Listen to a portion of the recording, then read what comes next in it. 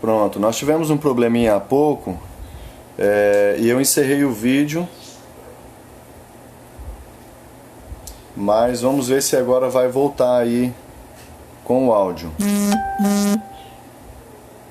Você que está me ouvindo aí, você que já está conectando novamente.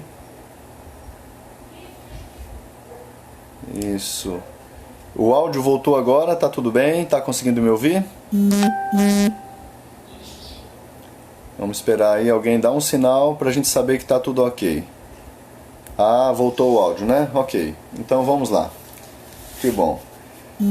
Caso suma o áudio, vocês me falem aí que a gente conecta de novo, tá bom? Então, ótimo, perfeito. Glórias a Deus. Vamos lá. No livro de Êxodo, no capítulo 12, nós vamos ler a partir do versículo 7.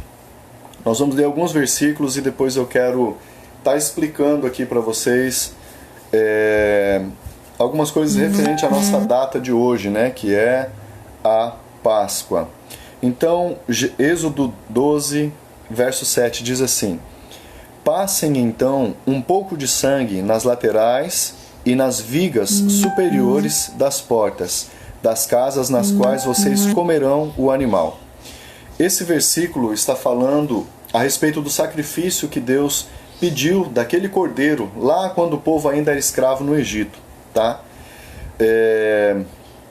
Ele pediu para que sacrificasse um cordeiro sem mancha, né, um cordeiro perfeito, e era para o povo de Israel pegar o sangue desse cordeiro e passar nas laterais das portas e no umbral das portas. Pois bem, antes de nós entrarmos efetivamente na explicação desse versículo, eu quero dizer para você que o Antigo Testamento, ele era uma sombra, era como que uma imagem, não muito clara, mas uma imagem daquilo que seria o plano futuro de Deus para a salvação da humanidade. O Antigo Testamento, ele introduz o Novo Testamento e a história de Cristo. E a história de Cristo é a que vem mexer com o nosso presente, porque a partir de Cristo, a intenção, o propósito de Deus, o projeto de Deus para a salvação da humanidade tomou uma forma definitiva. Então, o Antigo Testamento ele se explica no Novo Testamento através de Jesus Cristo. Aqui, nesta passagem, eu não quero perder muito tempo aqui, porque os irmãos já conhecem muito bem a história da saída do povo do Egito, da libertação da escravidão, as pragas, a maneira como Deus usou Moisés, como ele endureceu o coração de Faraó. Então eu não quero entrar muito nessa parte, eu quero pegar especificamente essa simbologia da Páscoa para a gente tentar entender o propósito de Cristo e aonde isso se aplica na nossa vida hoje. Pois bem, esse versículo que nós lemos está no capítulo 12 de Êxodo. Um pouquinho adiante, no versículo 11 do capítulo 12, diz assim: Ao comerem, estejam prontos para sair, cinto no lugar, sandália nos pés e cajado na mão. Comam apressadamente, essa é a Páscoa do Senhor. Ou seja, a Páscoa ela é um rito de passagem. Aqui nós estamos vendo que era um povo que estava escravo, um povo que estava já há 400 anos como escravos no Egito, e a Páscoa ela ia simbolizar uma passagem, ou seja, da escravidão para a liberdade. Era um momento, a noite, a data em que o povo estava sendo liberto do Egito e seguindo rumo à terra prometida. Ok, Pesach, passagem. Vamos memorizar isso aí. Aí você continua lendo, e aí você lê no versículo 14. Aliás, vamos ler o versículo 13, que é bem interessante. O sangue será um sinal para indicar as casas em que vocês estiverem.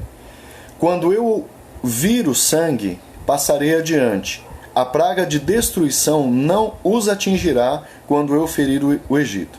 Aí vem o verso 14, ele diz: Esse dia será um memorial que vocês e todos os seus descendentes celebrarão com festa ao Senhor. Celebrem-no como decreto perpétuo. O que é um decreto perpétuo? Decreto perpétuo é algo que não se muda, que não se acaba, que não se destrói. Ou seja, esse ritual de passagem que é a Páscoa jamais deveria de ser deixado de praticar, era para entrar na memória do povo judeu. Se você ler o versículo 17, ele diz assim: celebrem a festa dos pães sem fermento, porque foi nesse mesmo dia que eu tirei os exércitos de vocês do Egito. Celebrem esse dia como decreto perpétuo por todas as suas gerações. Ou seja, novamente, Deus dá uma instrução aqui que essa data, né, a Páscoa, ela deveria ser celebrada por todas as gerações. Ok, ele acrescentou algo aqui que nós vamos falar bem pouco, embora sendo muito importante, que é sobre a questão do fermento, comer o pão sem fermento. Muito bem, primeira coisa, para a gente ver e perceber que de fato Israel cumpriu essa determinação da parte do Senhor, eu quero que você dê um pulinho comigo lá no livro de Lucas, no capítulo 2, verso 41. Lucas, ele narra a seguinte coisa, 2, 41, 42. Nos dois versículos ele diz assim: todos os anos, seus pais, os pais de Jesus, iam a Jerusalém para a festa da Páscoa. Quando ele completou 12 anos de idade, eles subiram à festa conforme o costume. Ou seja, Israel ouviu a palavra do Senhor e realmente a Páscoa tornou-se um ritual. Todos os anos, a Bíblia diz, Lucas diz, que eles iam a Jerusalém celebrar a festa da Páscoa. Ou seja, isso realmente tornou-se algo perpétuo no meio deles. Pois bem, esse costume sendo praticado, você vai ver isso em Crônicas, no livro de Crônicas você vai ver os reis repetindo, ou seja, então é fato e nós já entendemos que a Páscoa tornou-se um símbolo para que todos eles, né, todo o povo judeu, pelos anos que se passaram, se sucederam, eles realmente colocaram esse selo, este memorial que é a Páscoa do Senhor, celebrando todos os anos e lembrando da libertação deles para o Egito. Ok. Já no livro de Mateus, no capítulo 26, né, se você puder abrir a sua Bíblia aí no livro de Mateus, no capítulo 26, nós vamos ler a partir do versículo 17. Nós vamos ver Jesus Cristo já instituindo a ceia do Senhor e de alguma forma dando fim a um ciclo que era até então uma simbologia e efetivando o seu reino eterno, no seu propósito eterno, efetivando a ceia do Senhor, estabelecendo a ceia do Senhor. Porque Cristo, como diz o apóstolo Paulo em 1 Coríntios no capítulo 5, ele é o Cordeiro Pascal, que foi sacrificado de uma vez por todas. Mas antes do seu sacrifício, veja o que Jesus faz. A partir do verso 17 do capítulo 26, ele diz assim: no primeiro dia da festa dos pães sem fermento, os discípulos dirigiram-se a Jesus e lhe perguntaram: onde queres que preparemos a refeição de Páscoa? E ele respondeu, dizendo que entrassem na cidade e procurassem um certo homem. Beleza. Jesus ele dá instruções aqui para os discípulos procurar um determinado lugar e preparar. Mas vamos pular lá para o versículo 26, do capítulo 26 mesmo. Enquanto comiam, Jesus tomou o pão, deu graças, partiu e deu aos seus discípulos, dizendo: tomem e comam, isto é o meu corpo. Em seguida, tomou o cálice, deu graças e ofereceu aos discípulos, dizendo: bebam dele todos vocês, isto é o meu sangue da aliança, que é derramado em favor de muitos para perdão de pecados. Vamos parar aqui. Veja que no Antigo Testamento, lá no livro de Êxodo, foi derramado o sangue de um cordeiro, num momento de passagem onde o povo estava saindo de um regime de escravidão do Egito para viver a liberdade na Terra Prometida. Ok. Aqui nós vemos Jesus Cristo falando do seu próprio corpo e do seu próprio sangue sendo derramado. Ele parte o pão e dá para os discípulos e diz: comem, esse é o meu corpo que é repartido. Bebam, este é o meu sangue que é derramado. aqui ele já faz a anunciação de que ele é o Cordeiro de Deus. Até então, não se sabia, os discípulos acreditavam que ele era o Messias, mas Israel e o povo judeu acreditavam que o reino dele seria um reino físico, se é que eu posso dizer. Herodes, os governos da terra, Herodes na verdade já havia até falecido, né? Mas César, enfim, todo esse governo que existia na época, o povo que acreditava na vinda do Messias achava que ele viria para reinar neste mundo já naquele tempo. Eles não entendiam a promessa que Deus fez, por exemplo, para Davi, dizendo que o reino de Davi, da raiz de Davi, o reino seria eterno. Eles achavam que iria se levantar um novo rei e que esse rei ele viria reinar sobre as nações aqui na terra já naquele tempo.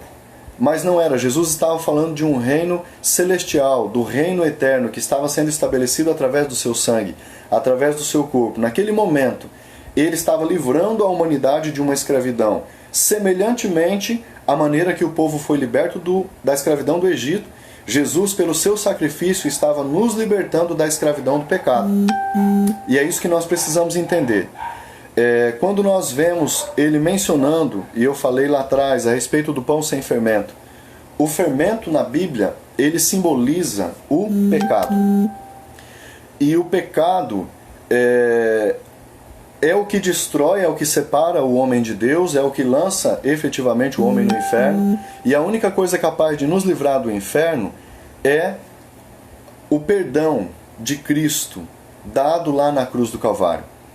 O perdão de Cristo dado na cruz do Calvário. Eu quero que você abra a sua Bíblia em 1 Coríntios, no capítulo 11. Nós vemos uma narrativa do apóstolo Paulo, onde ele declara, 1 Coríntios 11, a partir do verso 23, também é um texto muito conhecido, onde ele diz: pois recebi do Senhor o que também lhes entreguei, que o Senhor na noite em que foi traído, tomou o pão, tendo dado graças, partiu, e o texto segue narrando a ceia, de como a ceia deveria ser, uma instituição de Paulo, à igreja de Corinto, e que serviu, na verdade, para todas as igrejas. Mas olha o versículo 27, diz: portanto, todo aquele que comer o pão ou beber do cálice do Senhor indignamente será culpado de pecar contra o corpo e o sangue do Senhor. Examine-se cada um a si mesmo, e então coma do pão e beba do cálice. Pois quem come e bebe sem discernir o corpo, come e bebe para sua própria condenação. E aí ele continua dizendo que por isso há muitas pessoas que estão enfermas e doentes, né? Muitos já até faleceram, já morreram, por comer e beber o pão sem discernir o corpo de Cristo. E o que é isso? É a falta de entendimento.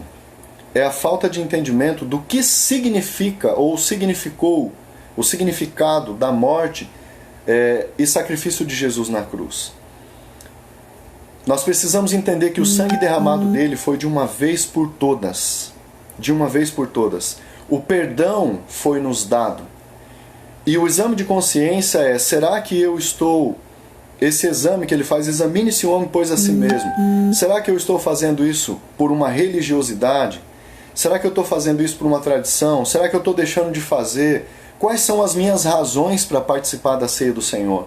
Eu preciso celebrar a morte do Senhor até que Ele venha.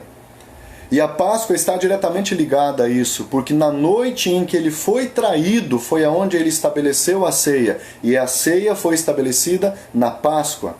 Ou seja, logo, tudo está ligado, tudo está conectado, e nós temos que ter esse discernimento. Tomar a ceia do Senhor, beber do sangue, comer do corpo de Cristo. Ah, mas eu estou em pecado. Aí entra a questão do fermento. O fermento ele tem que ser tirado. O pecado ele tem que ser tirado, ele tem que ser afastado da nossa vida. Nós temos que ter consciência, clareza, de que o sangue de Cristo sim nos purifica do pecado, mas há necessidade de arrependimento. E isso implica em decisão, e isso implica em comportamento, implica em estilo de vida. O que eu devo fazer? Como eu devo proceder? Será que eu devo continuar vivendo com o fermento do pecado? Um pouco de fermento leveda toda a massa. Ou eu tomo a decisão de viver uma vida de santidade, que é uma consequência do meu relacionamento com Deus, ou eu vou continuar vivendo em pecado. Eu vou continuar vivendo desconectado. Essa semana ainda eu conversava com uma pessoa e falava sobre esse padrão de vida. A Páscoa, se eu aceitei a Cristo como meu Senhor e Salvador, então o que eu preciso? Eu preciso entender que há uma nova vida, um novo estilo de vida para eu viver. E esse estilo de vida, ele deve ser sem o fermento do pecado. Ou seja, o meu comportamento, o meu padrão, a minha forma de viver deve ser uma forma diferenciada. Se eu mentia, agora eu não minto mais. Se eu enganava, agora eu não engano mais. Se eu adulterava, agora eu não adultero mais. Se eu passava as pessoas para trás, agora eu não passo elas para trás mais. Agora eu vivo de forma decente, de forma digna.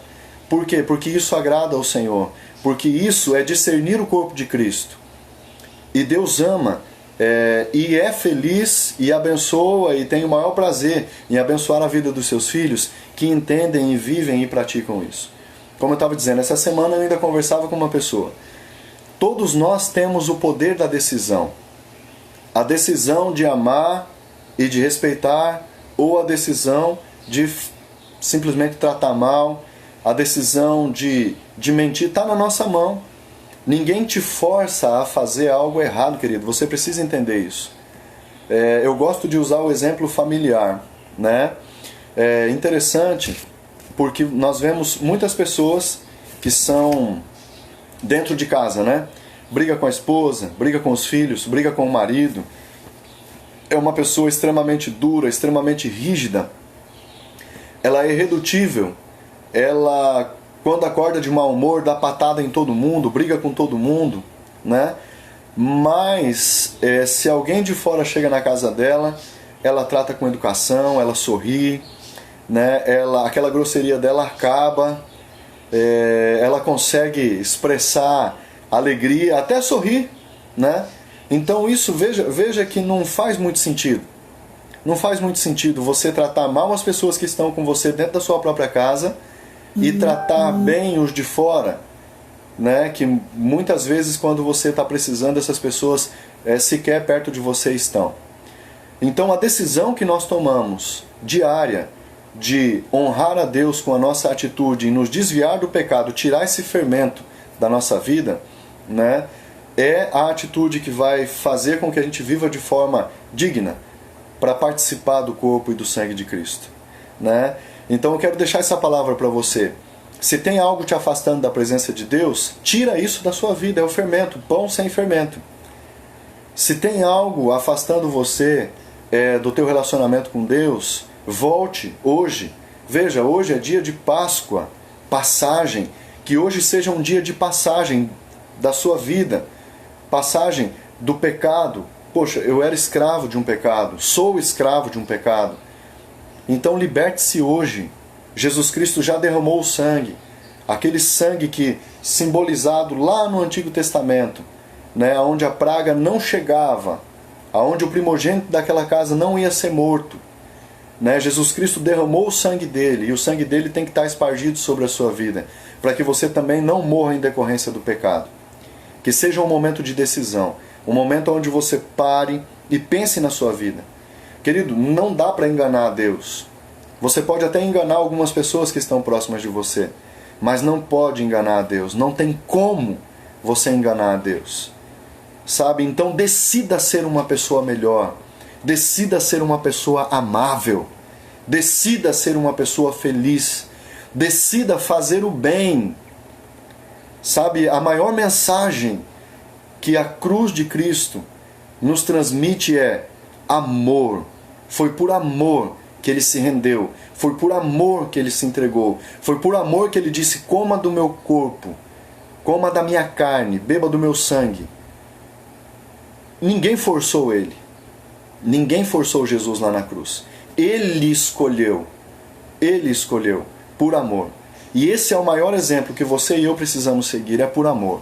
Sabe, decida abrir mão de você mesmo, decida abrir mão do seu egoísmo, deixa de ser egoísta.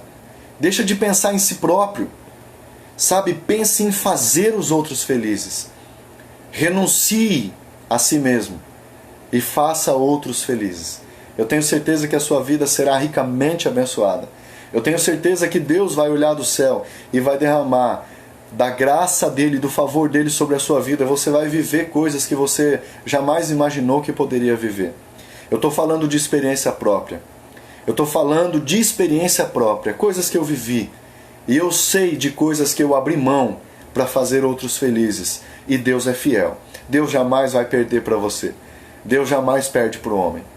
Então que o Senhor abençoe a sua vida, que Ele abençoe o seu coração, que Ele abençoe as suas decisões. Sabe, que você seja motivado pelo Espírito Santo a tomar a decisão certa, a decisão de amar, a decisão de fazer o outro feliz, a decisão de renunciar a si mesmo, sabe? A decisão de renunciar a si mesmo para fazer o outro feliz, para fazer o próximo feliz. Amém? E Deus, que é o Senhor Todo-Poderoso, Ele vai derramar sobre a sua vida, sobre a sua casa, sobre a sua família bênçãos sem medidas. Amém? No nome de Jesus. Eu quero orar para encerrar esse momento de palavra. E eu creio que o Espírito Santo está te alcançando aí onde você está. Eu creio que o Espírito Santo está abençoando a sua vida aí onde você está. Aqui não tem interesses, aqui não tem nenhum outro tipo de interesse a não ser manifestar o amor de Deus sobre a sua vida. Tá?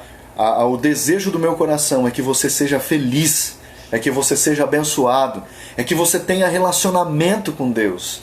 O desejo do meu coração é que o Espírito Santo habite a sua casa, a sua família.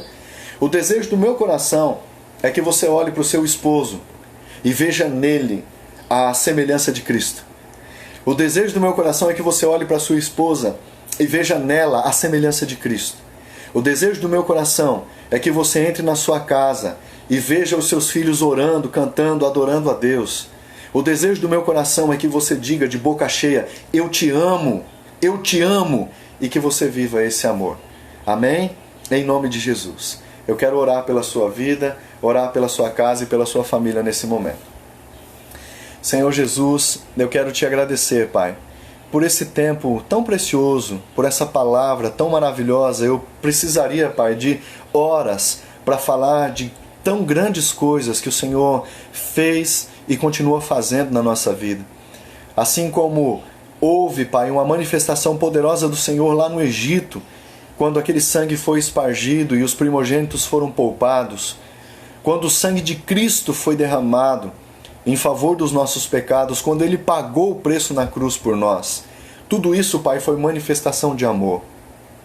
Cada vida, Senhor, que o Senhor alcançou através do seu sacrifício, cada família, Senhor Deus, que é restaurada, cada esposo voltando para o lar, cada esposa voltando para o lar, cada filho, Senhor, se desviando das drogas, do álcool, dos vícios e voltando, Senhor Deus, para a sua casa, para a sua família. Senhor, cada conquista que o Senhor fez na cruz do Calvário, nós te somos gratos e nós queremos viver, Pai, com intensidade o propósito do Senhor, o projeto do Senhor para a nossa vida. Nós queremos, Pai, como o apóstolo Paulo disse, sede meus imitadores como sou de Cristo. Nós queremos ser imitadores do Senhor, viver como o Senhor viveu, de forma simples, mas verdadeira. De forma simples, mas verdadeira, Pai. Aonde existe um amor verdadeiro, aonde existe vida e vida em abundância.